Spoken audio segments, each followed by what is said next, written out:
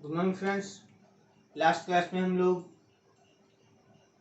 Phylum Chordata के अंदर, सब फाइलम वर्टिब्रेटा के अंदर, सुपर क्लास टेट्रापोडा के अंदर क्लास रेप्टिलिया की स्टडी कर चुके हैं। इस क्लास में हम लोग क्लास एविज की स्टडी करने जा रहे हैं। ठीक है,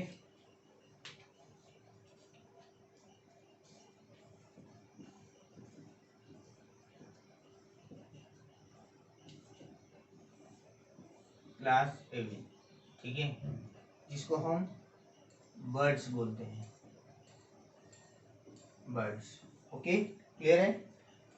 अब देखिए, स्टडी ऑफ बर्ड्स को ऑर्निथोलॉजी बोलते हैं। ठीक है, ऑर्निथो शब्द जो होता है वो बर्ड के लिए यूज होता है। ठीक है, study of birds is known as ornithology. Ornithology, जो इससे एसोसिएटेड साइंटिस्ट होते हैं उनको ऑर्निथोलॉजिस्ट बोलते हैं। क्या बोलते हैं? Associated scientist is known as ornithologist.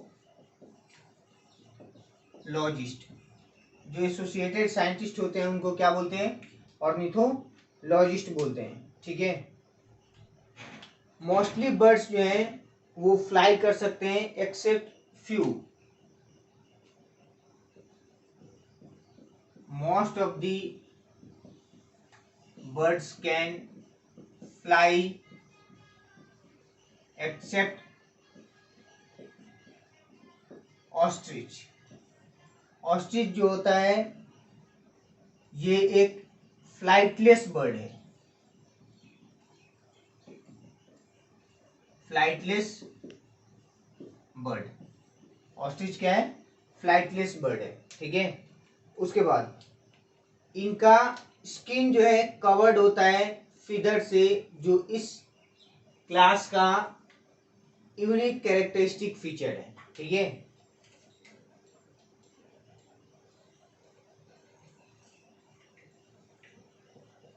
Skin of birds is covered by feathers. Skin of birds is covered by feathers, और presence of feather is unique characteristic feature of class aviz. Unique characteristic feature of class aviz। इस class का unique characteristic feature है जो feather होता है। ये किसी class में अभी तक हम लोग नहीं पढ़े। ठीक है, फाइलम कॉर्डेटा में भी। ओके, उसके बाद ये एमनियोट्स होते हैं। क्या होते हैं? एमनियोट्स, मतलब एमनियोन जो होता है इनमें प्रेजेंट होता है।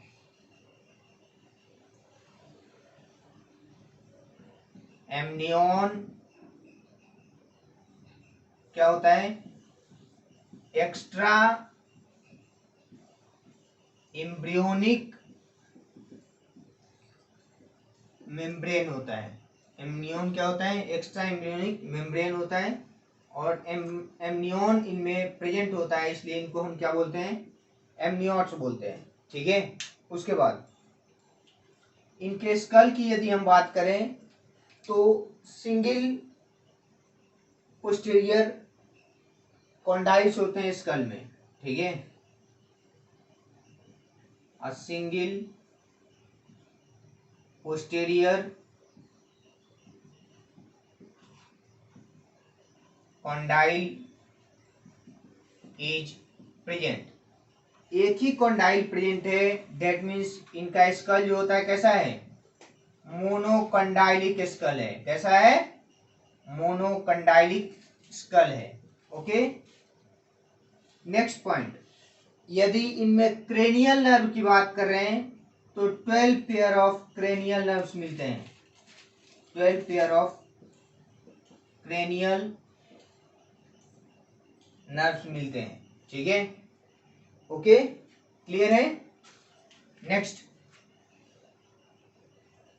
इनमें स्केल्स नहीं मिलता है, स्केल्स यदि मिलता है तो कहाँ मिलता है, ओनली हाइंड लिम्स पर स्केल्स प्रेजेंट होता है, ठीक है। स्केल्स प्रेजेंट ऑन, या ऐसे लिख सकते हैं कि scales present only on hind limbs, scales present only on hind limbs, ठीक है। हम पढ़ चुके हैं कि फिशेज में स्केल्स प्रेजेंट थे, ठीक है। एम्फीबियंस में स्केल्स नहीं थे, रेप्टाइल्स में स्केल्स प्रेजेंट थे। यहाँ स्केल्स प्रेजेंट होते हैं कहाँ पर, केवल हाइंड लिम्स पर स्केल्स प्रेजेंट होते हैं, ओके। नेक्स्ट पॉइंट, ये कैसे होते हैं, warm blooded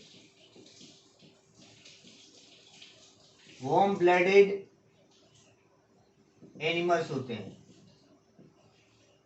warm blooded animals होते हैं, या इनको हम होमियोथर्मिक भी बोल सकते हैं। क्या बोल सकते हैं, होमियोथर्मिक एनिमल भी बोल सकते हैं, ठीक है। That is they can regulate their body temperature, they can regulate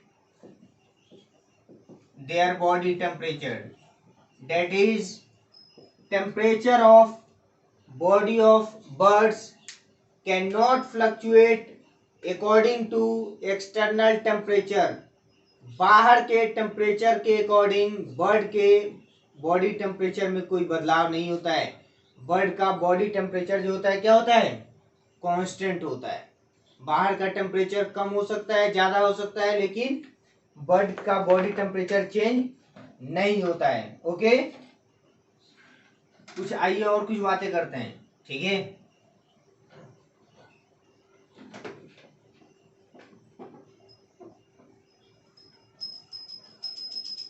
इनमें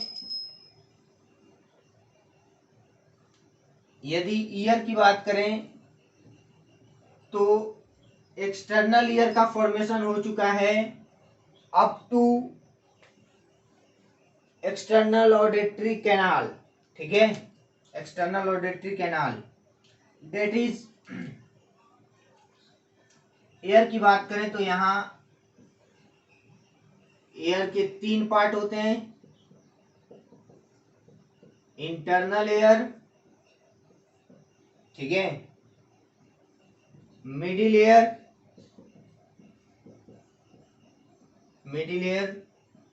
और एक्सटर्नल एयर, ठीक है। Air has 3 parts, internal air, middle air और एक्सटर्नल एयर, ठीक है। अब देखिए एक्सटर्नल एयर जो है ये कहां तक बने हैं, up to external auditory canal तक बना है, ठीक है। तो लिख लीजिए up to external auditory canal, external auditory canal तक बना है, डेट इज ईयर पिन्ना जो है वो क्या है, एब्सेंट है, ठीक है। एक्सटर्नल ईयर पिन्ना एब्सेंट है। एक्सटर्नल ईयर पिन्ना कहाँ मिलेंगे, क्लास मेमेलिया में मिलेंगे, ठीक है। मिडिल ईयर में यहां भी एक ही बोन्स होंगे, ठीक है, जिसको हम कोलुमेला ऑरिस बोलते हैं, ठीक है। Middle ear has a single bone, ठीक है। और ईयर बोन को हम क्या बोलते हैं, ऑसिकल्स बोलते हैं, ठीक है। Ossicle known as columella auris, यही कोलुमेला ऑरिस एम्फीबियंस में भी मिल रहा था, रेप्टाइल्स में भी मिल रहा था। ठीक है, क्या बोलते हैं इसको, कॉलुमेला ऑरिस। ओके, चलिए नेक्स्ट पॉइंट कि इनमें प्रीन ग्लैंड मिलता है। ठीक है, preen gland,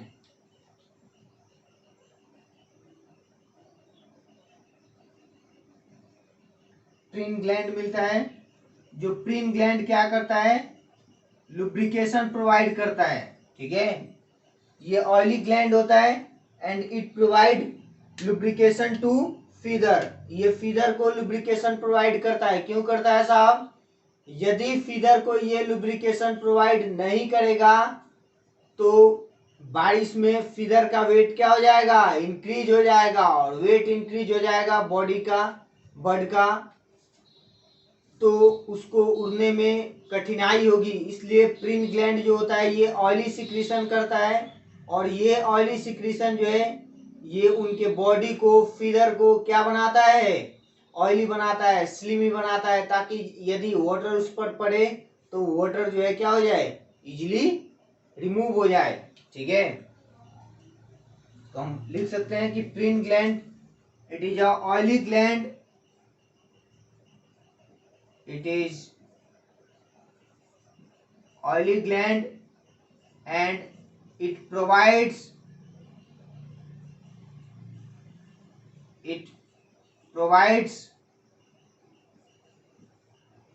lubrication to feeder।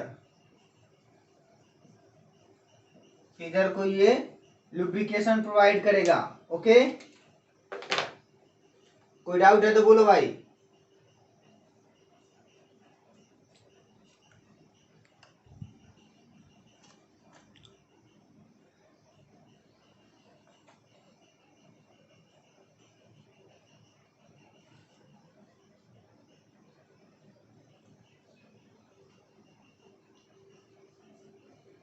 हो गया, चलिए नेक्स्ट अब कुछ इनका हम फ्लाइट एडेप्टेशन पढ़ लेते हैं। ठीक है, कि कौन कौन से एडेप्टेशन है जो इनको फ्लाई करने में या हेल्प करते हैं। ठीक है,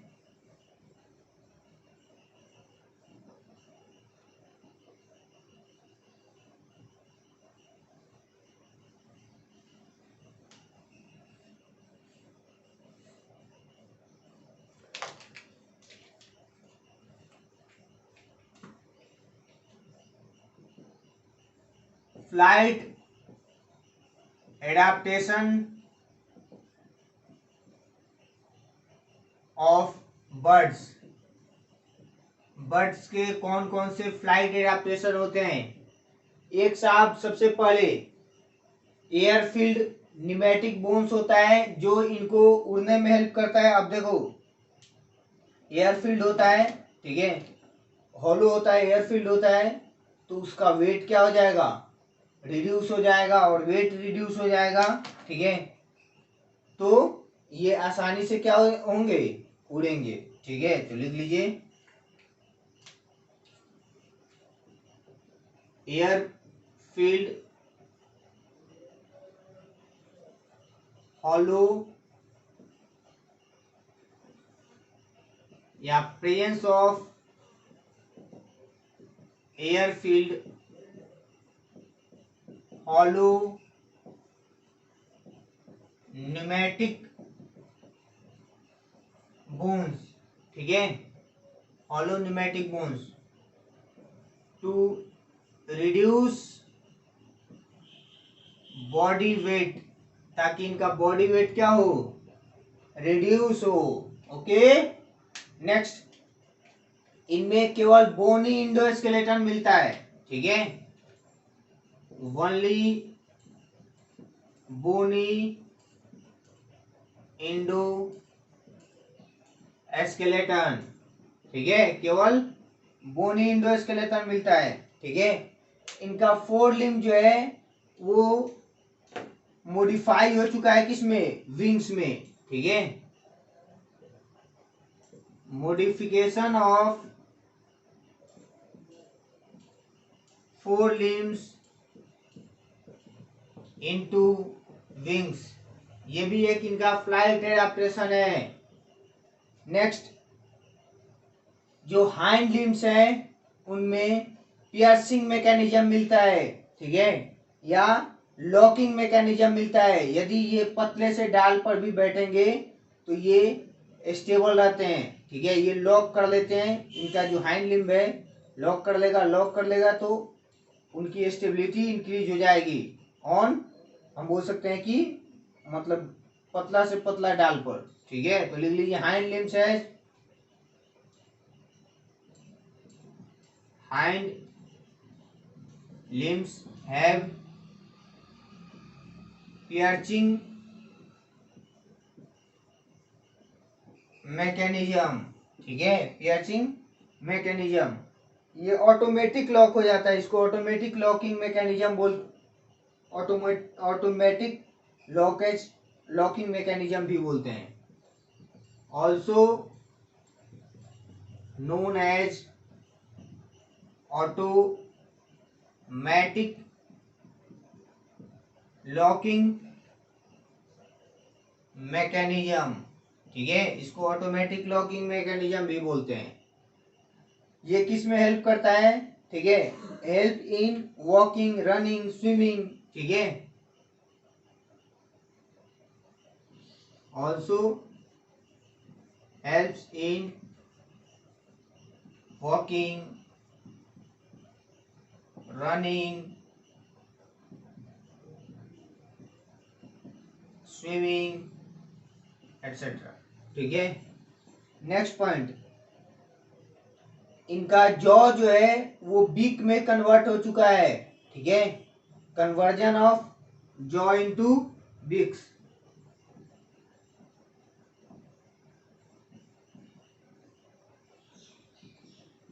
इनटू बिग, या उसको हम बिल भी बोल सकते हैं, ठीक है। और ये इनमें टीथ प्रेजेंट नहीं होता है इनके बिक में, ठीक है। तो ये कैसे होते हैं, टूथलेस होते हैं। कैसे होते हैं, टूथलेस होते हैं। ये भी एक मैकेनिज्म है इनके बॉडी वेट को रिड्यूस करने का, ठीक है, बॉडी वेट को रिड्यूस करने का। नेक्स्ट लिखिए इसको,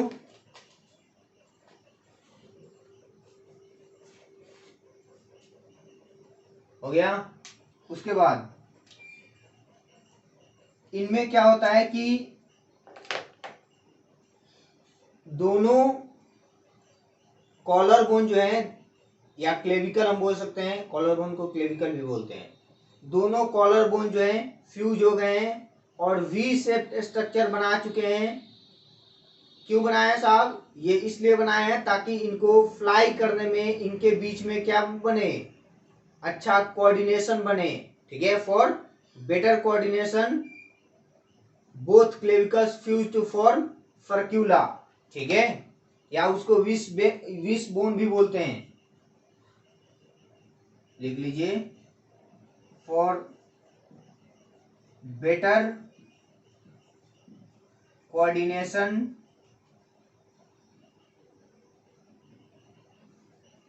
between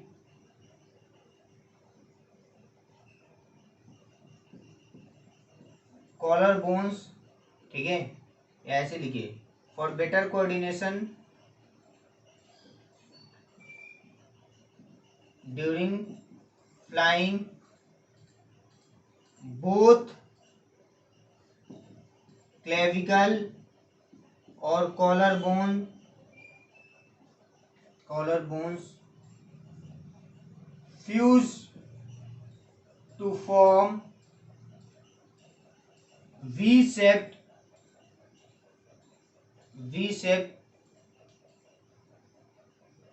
both clavicle bones fuse to form V-shaped furcula, furcula, या इसको विश बोन भी बोलते हैं,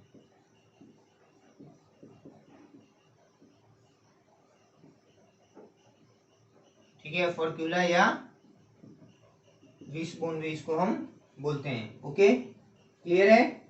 नेक्स्ट पॉइंट, इनका जो स्टर्नम है, इनका जो स्टर्नम है ये भी कुछ बाहर की तरफ प्रोजेक्ट हो चुका है, स्टर्नम चेस्ट बोन, और कुछ इस तरह से हो गया है ताकि ज्यादा से ज्यादा फ्लाइट मसल्स अटैच हो सके इनके साथ, जो हेल्प करेंगे फ्लाइंग में। ठीक है, जब ये फ्लाई करेंगे उस समय फ्लाइट मसल हेल्प करेंगे। ठीक है, तो इसलिए for more attachment of flight muscles in या थ्रू चेस्ट बोन। ठीक है, चेस्ट बोन जो है वो कैसे हो गए, प्रोजेक्टेड आउटवर्ड, उसको कील बोलते हैं। मिटा दो इसको।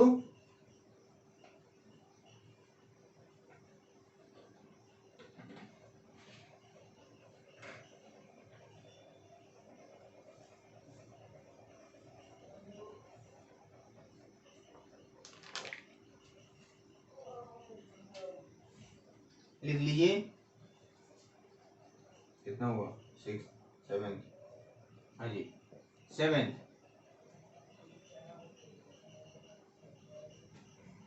For more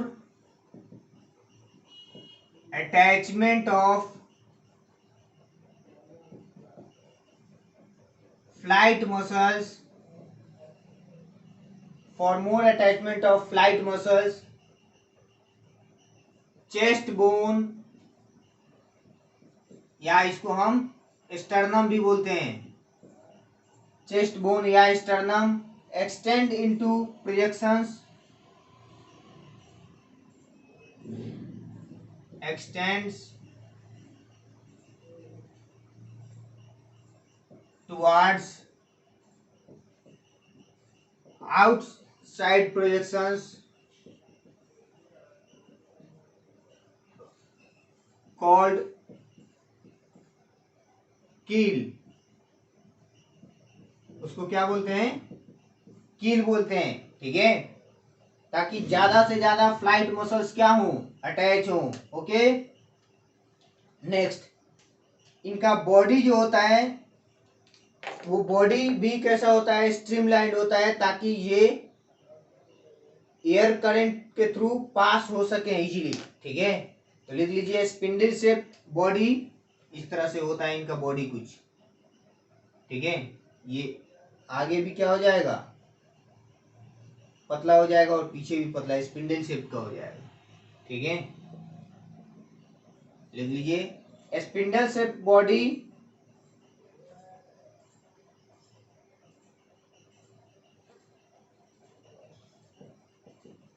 spindle shape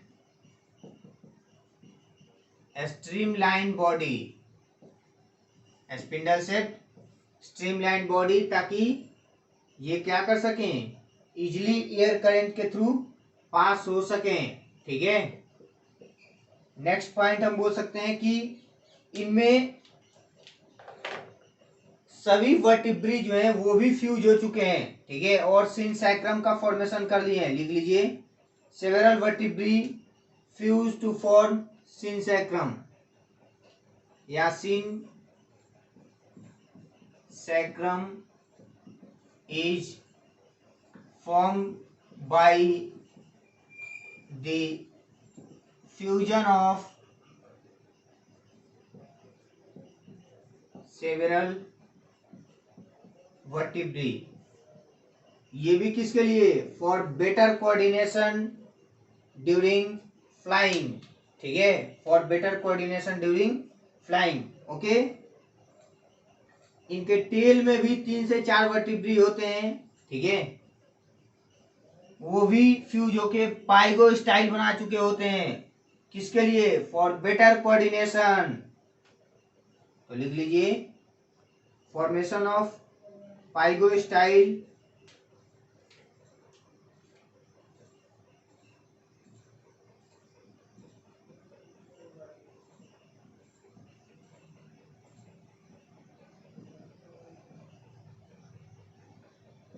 formation of pygostyle by the fusion of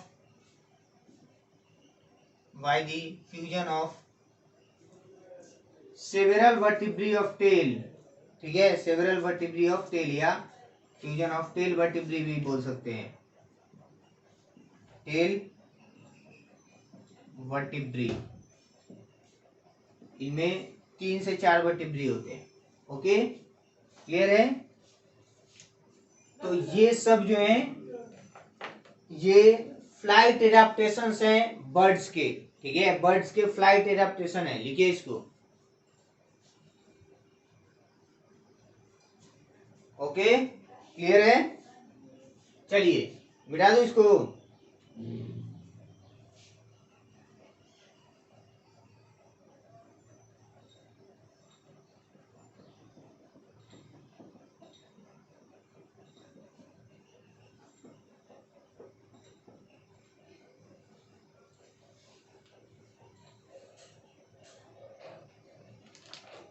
next आइए, हार्ट जो होता है, ठीक है, हार्ट 4 चेम्बर्ड हार्ट होता है इनमें, ठीक है, 4 चेम्बर्ड हार्ट होता है, ठीक है। डबल सर्कुलेशन मिलता है, डबल सर्कुलेशन अभी देखेंगे जब इसका डायग्राम मैं बनाऊंगा तो, ठीक है। नेक्स्ट पॉइंट कि इनमें आरबीसी जो होता है वो न्यूक्लिएटेड होता है, न्यूक्लिएटेड आरबीसी। ओके, उसके बाद आइए इसका डायग्राम बनाते हैं, ठीक है। सपोज करिए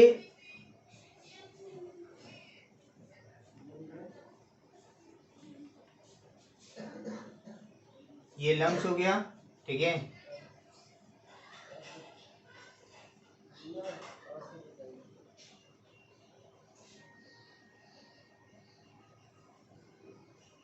ये राइट एट्रियम हो गया, ये लेफ्ट एट्रियम हो गया, ये राइट वेंट्रिकल हो गया, ये लेफ्ट वेंट्रिकल हो गया। ओके, क्लियर है? नेक्स्ट ये इनका ऑर्गन हो गया या टिश्यू हो गया। ओके, अब देखिए होगा क्या साहब कि इस लंग से ब्लड जाएगा किसको, लेफ्ट एट्रियम को जाएगा,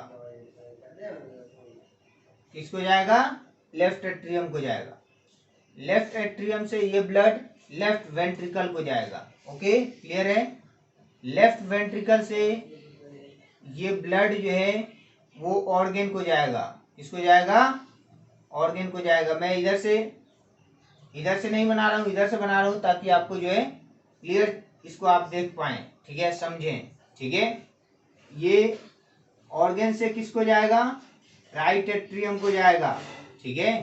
ये कैसा ब्लड होगा, डीऑक्सीजनेटेड ब्लड होगा। राइट एट्रियम से राइट वेंट्रिकल को जाएगा और राइट वेंट्रिकल से ये ब्लड किसको जाएगा, लंग्स को जाएगा। क्लियर है? इतना चीज समझ रहे हैं, ठीक है। अब देखिए जो लंग से लेफ्ट एट्रियम में जो ब्लड जा रहा है ये कैसा ब्लड है, ऑक्सीजनेटेड ब्लड है। कैसा है, ऑक्सीजनेटेड ब्लड, या इसको हम प्योर ब्लड भी बोल सकते हैं, प्योर ब्लड भी बोल सकते हैं, ठीक है। नेक्स्ट पॉइंट कि लेफ्ट एट्रियम से लेफ्ट वेंट्रिकल में ब्लड जा रहा है, ये भी ऑक्सीजनेटेड ही होगा। लेफ्ट वेंट्रिकल से जो ऑर्गन को जा रहा है ये भी कैसा ब्लड होगा, ऑक्सीजनेटेड ब्लड, या इसको हम प्योर ब्लड भी बोल सकते हैं। ओके, यहां ऑर्गन से गैसियस एक्सचेंज होगा, डेट इज यहां जो CO2 प्रोड्यूस हुआ होगा वो ब्लड में चला जाएगा, ठीक है, और ब्लड से जो ऑक्सीजन आया है वो फर्दर इस ऑर्गन को या टिश्यू को चला जाएगा by the means of simple diffusion. Simple diffusion मैं बताया था, movement from higher concentration to lower concentration, या मूवमेंट ऑफ गैसेज, यहां हम गैस की बात कर रहे हैं, movement of gases from its higher partial pressure to its lower partial pressure, ठीक है। और ऑर्गन को चला गया और ऑर्गन से ये डीऑक्सीजनेटेड ब्लड, ठीक है, डीऑक्सीजनेटेड या इम्प्योर ब्लड,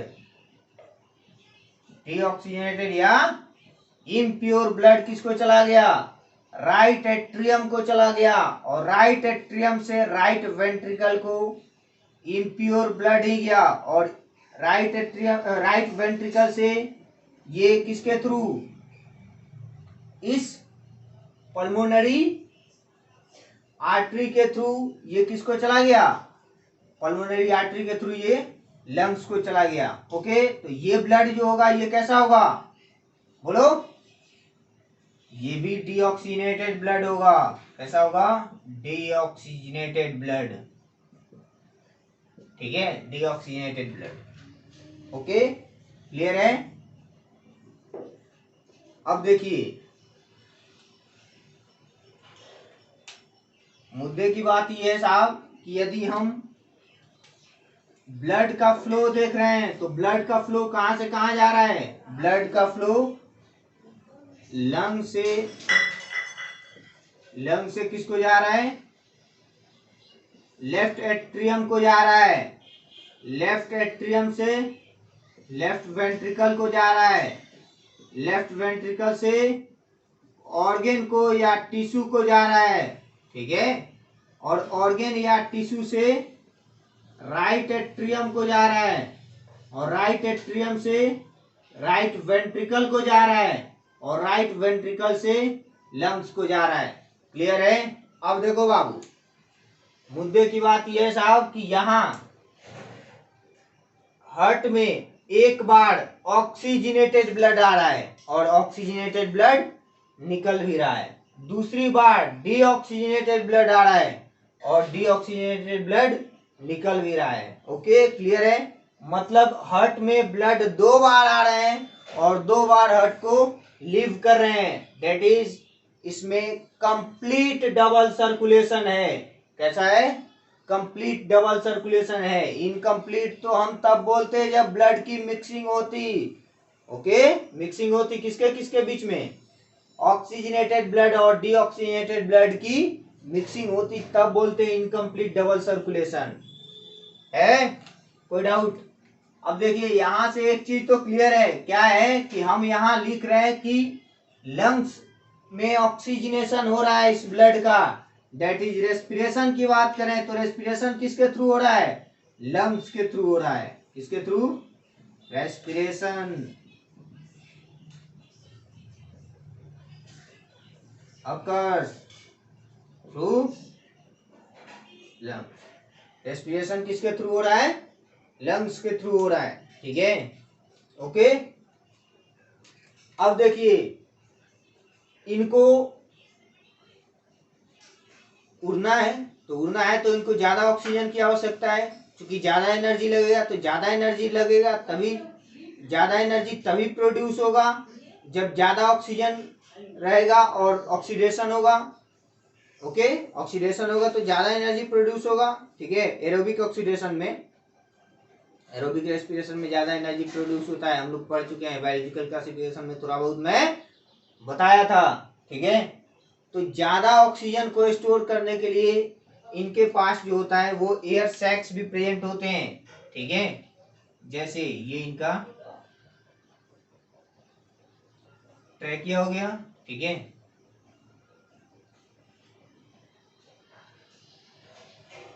ये इनका लंग्स हो गया,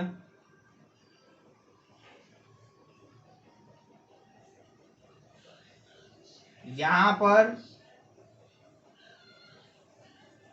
एयर सैक्स भी प्रेजेंट होते हैं ताकि ये ज्यादा से ज्यादा ऑक्सीजन को क्या कर पाए, स्टोर कर पाए, ठीक है।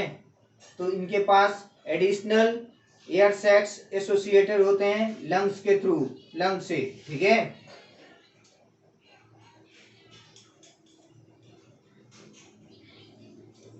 लिख लीजिए, additional air sacs associated with lungs for supplement ventilation,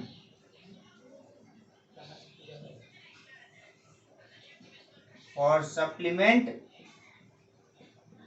ventilation. ठीक है, देखो इसको।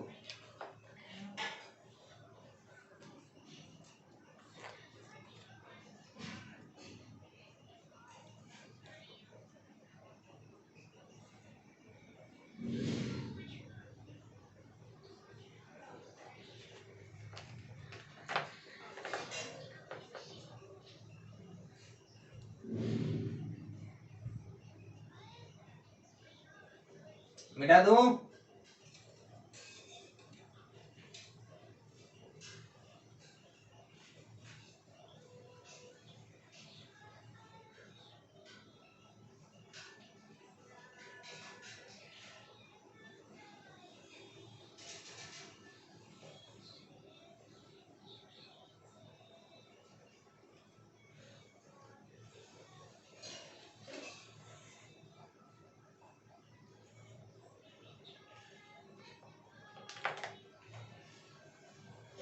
ओके, नेक्स्ट पॉइंट हम डिस्कस करते हैं। अब एक्सक्रीशन की बात करते हैं। एक्सक्रीशन, ठीक है, तो ये कैसे होते हैं? मैं बताया था कि रेप्टाइल्स और बर्ड्स जो होते हैं वो यूरिकोटेलिक ऑर्गेनिज्म होते हैं। कैसे होते हैं? Uricotelic organism, that is they excrete uric acid. ये क्या करते हैं? यूरिक एसिड एक्सक्रीट करते हैं। ठीक है, यूरिक एसिड क्यों एक्सक्रीट करते हैं? क्योंकि ये ओविपेरस होते हैं, अभी हम आगे पढ़ेंगे।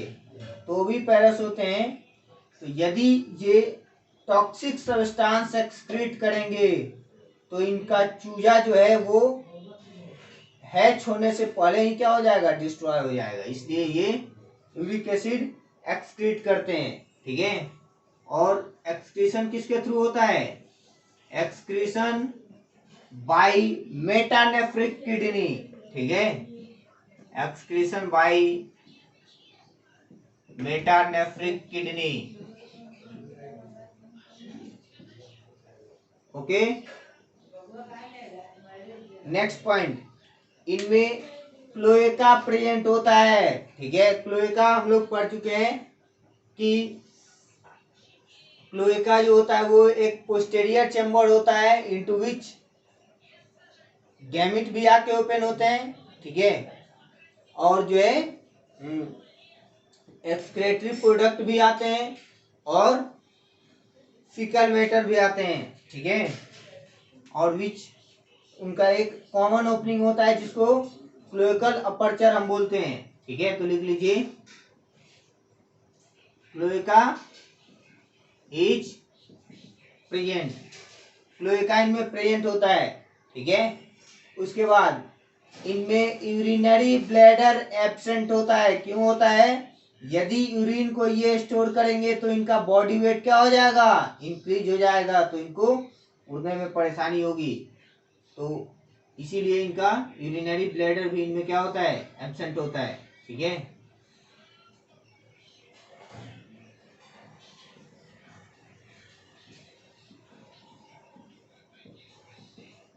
यूरिनरी ब्लैडर एब्सेंट होता है। ओके, उसके बाद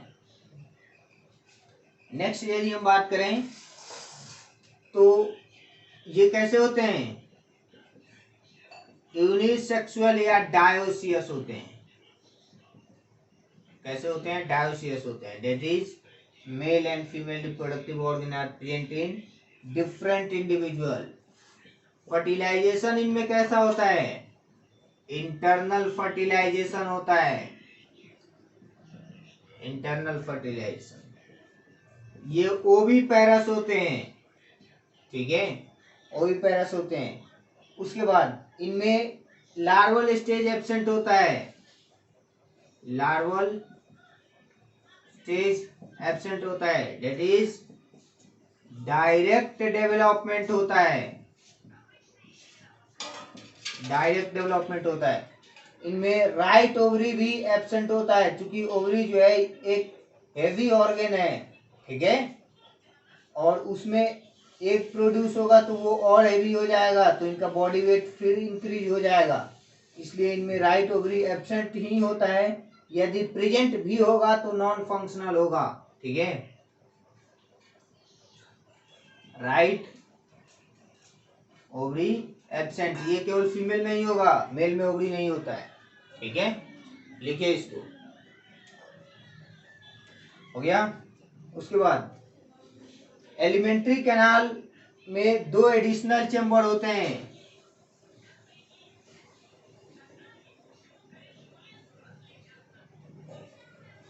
elementary canal has 2 additional chamber, एक crop for storage of grains, ठीक है,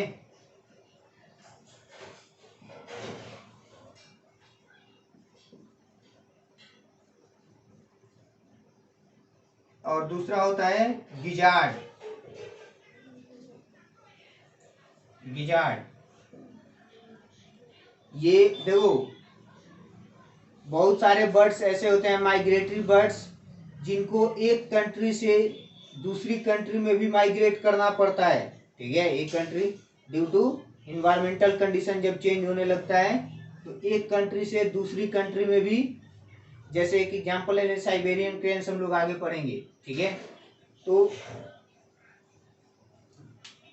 मतलब उनको बहुत दूर दूर तक क्या करना पड़ता है, उड़ के फ्लाई करके जाना पड़ता है, इसलिए ज़्यादा समय लग सकता है। तो उसके लिए हो सकता है कि आज दाना मिला कल नहीं मिले, तो उसको दाना को स्टोर करने के लिए इनमें क्या मिलता है, क्रॉप मिलता है, उस क्रॉप में ही वो क्या कर लेते हैं, स्टोर कर लेते हैं। और फर्दर गिजार्ड्स में उसकी ग्राइंडिंग होती है, और ग्राइंडिंग के बाद वो स्टोमक में जाएंगे, और स्टोमक के बाद जो है वो इंटेस्टाइन को जाएंगे और उनका डाइजेशन एब्जॉर्प्शन होगा, ठीक है। तो गिजार्ड में क्या होता है, ग्राइंडिंग ऑफ फूड, और ग्राइंडिंग ऑफ फूड, फूड के ग्राइंडिंग के लिए गिजार्ड मिलता है, ठीक है। ठीक है, इसको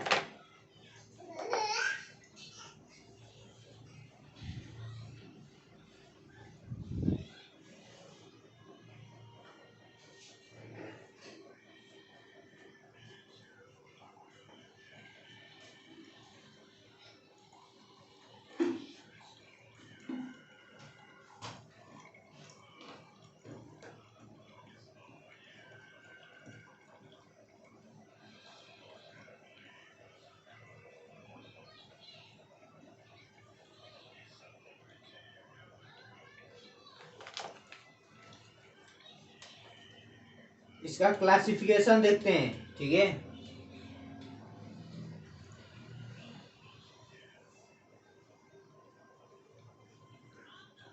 क्लासिफिकेशन ऑफ बर्ड्स, ठीक है। इसको किस कैसे क्लासिफाई करते हैं, ठीक है, ऑन द बेसिस ऑफ बिक्स के बेसिस पर क्लासिफाई करते हैं, ठीक है। एक होते हैं आर्कियो ऑर्निथिज, ठीक है,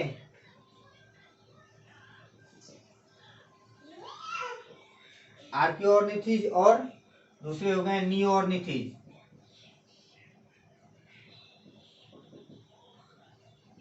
आर्कियो ऑर्निथिज और नियो ऑर्निथिज। आर्कियो ऑर्निथिज जो हो गए, ठीक है, ये एक्सटिंक्ट हो चुके हैं, फॉसिलाइज्ड हो गए हैं, ठीक है।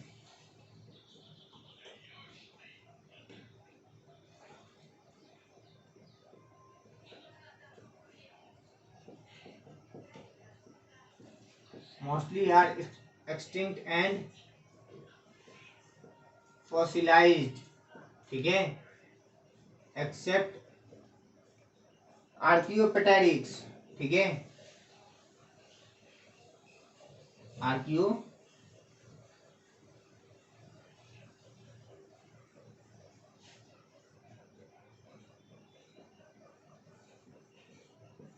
आर्कियोपेटेरिक्स। ठीक है, अब देखिए इस आर्कियोपेटेरिक्स को हम लिजार्ड बर्ड भी बोलते हैं। लिजार्ड बर्ड क्यों बोलते हैं? क्योंकि ये कनेक्टिंग लिंक है, connecting link between class reptilia and aves. ये रेप्टाइल्स और बर्ड्स के बीच में ये कनेक्टिंग लिंक है। कैसे साहब? कि रेप्टाइल्स का कैरेक्टर इसमें क्या मिलता है? Presence of teeth. और बर्ड्स का कैरेक्टर क्या मिलता है? Presence of feather. फीदर का प्रेजेंस जो है वो रेप्टाइल्स का कैरेक्टर, सॉरी बर्ड्स का कैरेक्टर होता है, और रेप्टाइल्स का कैरेक्टर प्रेजेंस ऑफ टीथ होता है। ठीक है, डेट इज ये कैसे हो गए? टूथ बर्ड हो गए। ठीक है,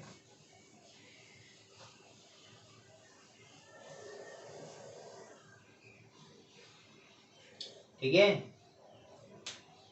अब देखिए टूथलेस बर्ड जो होते हैं, ठीक है,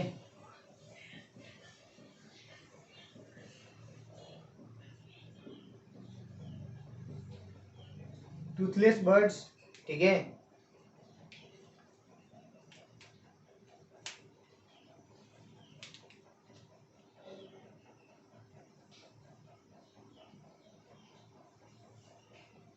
नियोर्निथिस जो होते हैं ये कैसे होते हैं? टूथलेस होते हैं। ठीक है, इम्पेनी, रेटिटी, रेटिटे, और दूसरे हो गए कैरिनेटी।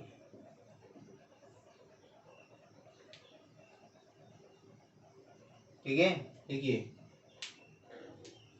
इम्पेनी जो होते हैं ये कैसे होते हैं? ये एक्वेटिक बर्ड्स होते हैं। ठीक है, एक्वेटिक मैरीन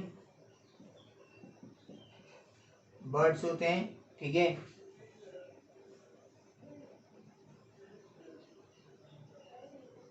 इनमें पैडल लाइक विंग्स मिलते हैं फॉर स्विमिंग के लिए।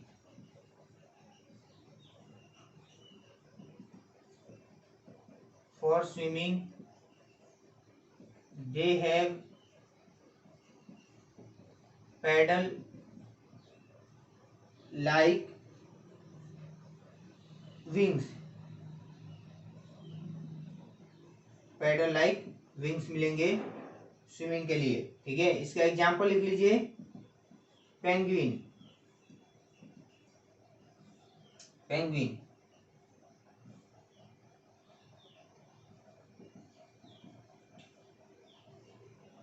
एक्टिनोडाइट्स। ओके, नेक्स्ट इसको लिखिए पहले। रेटिटी में होंगे ये फ्लाइटलेस बर्ड्स आ जाएंगे। इसको इसका एग्जांपल लिखेंगे, पहले इसको लिखिए।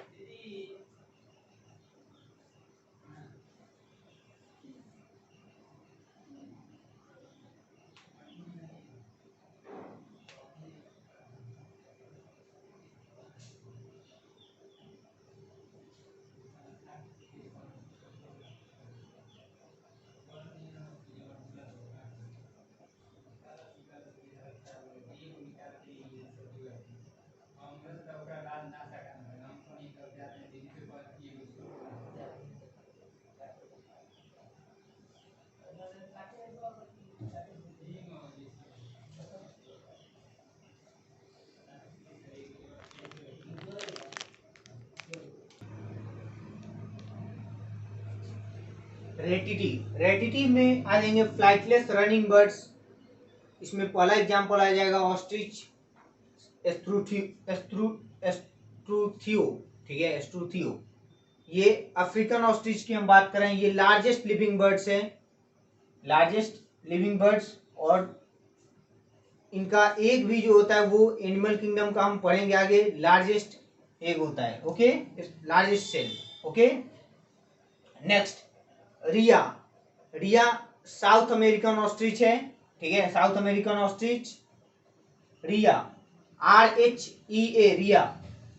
उसके बाद EMU, ठीक है, या एमू बोल सकते हैं इसको, ओरोमियस, ये ऑस्ट्रेलियन बर्ड्स है, ठीक है। नेक्स्ट है कीवी। कीवी इसका साइंटिफिक नेम जो है एप्टेरिक्स, APTERYX, एप्टेरिक्स। ये न्यूजीलैंड का है और ये स्मॉलेस्ट फ्लाइटलेस बर्ड है। स्मॉलेस्ट फ्लाइटलेस बर्ड जो है ये कीवी है, और लार्जेस्ट बर्ड जो है वो ऑस्ट्रिच है। Okay, next कैरिनिटी।